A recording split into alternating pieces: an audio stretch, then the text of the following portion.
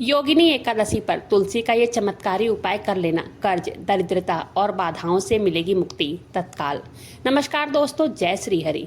दोस्तों, साल में आने वाली सभी एकादशियों का अपना अलग अलग महत्व होता है, लेकिन योगिनी एकादशी का स्थान अत्यंत विशेष माना गया है।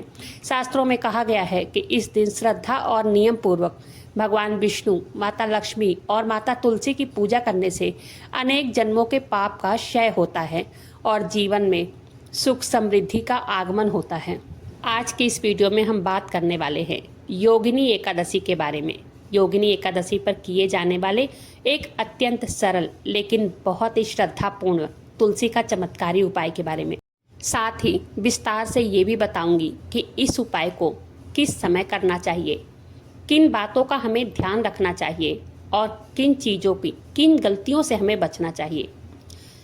यदि आप चाहते हैं कि भगवान विष्णु, माता लक्ष्मी और माता तुलसी की कृपा आप सबके ऊपर बनी रहे, आपके घर परिवार पर बनी रहे, तो इस वीडियो को अंत तक जरूर से देखें और वीडियो जरा भी पसंद आए एक लाइक जरूर करें। सबसे पहले हम बात करेंगे योगिनी एकादशी के महत्व के बारे में। योगिनी एकादशी केवल एक व्रत नहीं है, बल्कि आत्मशुद्धि, संयम और भगवान के प्रति समर्पण का दिन माना जाता है। ऐसा माना जाता है कि जो भी व्यक्ति इस दिन सच्चे मन से भगवान विष्णु का स्मरण करता है और माता तुलसी की पूजा अर्चना करता है, उसके जीवन की अनेक बाधाएं धीरे धीरे करके समाप्त होने लगती हैं। तुलसी को भगवान विष्णु का सबसे प्रिय माना गया है। भगवान विष्णु को तुलसी माता अत्यंत प्रिय मानी जाती है, इसलिए योगिनी एकादशी पर तुलसी की सेवा और पूजा का विशेष महत्व बताया गया है। ध्यान रखें, किसी भी उपाय का फल व्यक्ति की श्रद्धा, भाव और विश्वास और नियमित पूजा पाठ पर निर्भर करता है। केवल उपाय करने से ही हर इच्छा पूरी हो जाए, ये नहीं हो सकता, क्योंकि बिना विश्वास के किया गया कोई भी उपाय कभी सकारात्मक रिजल्ट नहीं देता है।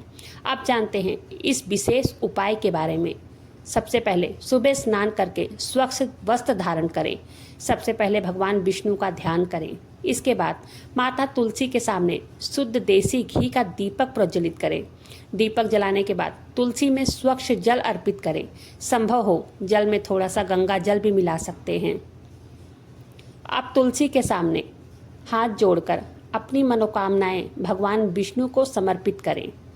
इसके बाद कम से कम 11 बार या 21 बार या 108 बार ओम नमो भगवते वासुदेवाय नमः मंत्र का श्रद्धापूर्व जप जरूर करें। भगवान विष्णु को भोग में तुलसी दल जरूर अर्पित करें और विष्णु चालीसा या विष्णु सहस्त्र नाम का पाठ जरूर करें। साथ ही तुलसी माता की 11 परिक्रमा करने से घर में बरकत, सुख, समृद्धि सब कुछ मिलती है। योगिनी एकादशी के दिन क्रोध, कटु वचन और किसी का अपमान करने से बचें। सात्विक भोजन करें या अपनी क्षमता के अनुसार व्रत रखें। जरूरतमंद व्यक्ति को भोजन, वस्त्र या अन्य उपयोगी वस्तुओं का दान जरूर करें। तुलसी के पास गंदगी न रखें। पूजा करते समय मन में नकारात्मक विचार न लाएं। उपाय करते समय केवल धन की इच्छा ही नहीं, बल्कि सुख, समृद्धि और सद्बुद्धि, स्वास्थ्य और परिवार के कल्याण की भी प्रार्थना करें।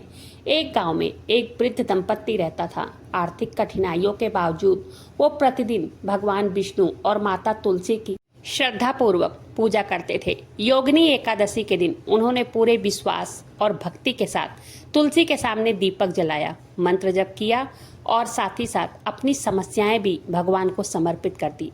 समय के साथ उनके जीवन में धीरे धीरे सकारात्मक परिवर्तन आने लगे।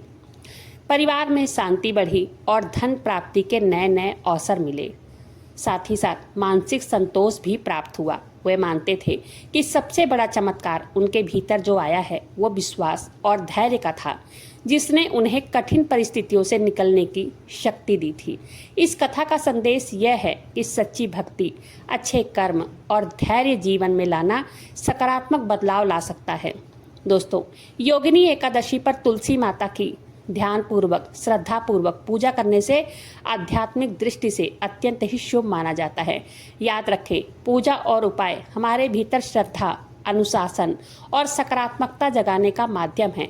इनके साथ सदाचार, परिश्रम और ईश्वर पर विश्वास भी आवश्यक है। यदि आपको यह जानकारी अच्छी लगी हो तो वीडियो को लाइक ज़रूर करें। चैनल को सब्सक्राइब करना बिल्कुल न भूलें। अपने परिवार और मित्रों के साथ साझा करें। कमेंट में लिखें जय श्री हरि। भगवान विष्णु और माता तुलसी की कृपा आप सभी पर बनी रहे। धन्यवाद।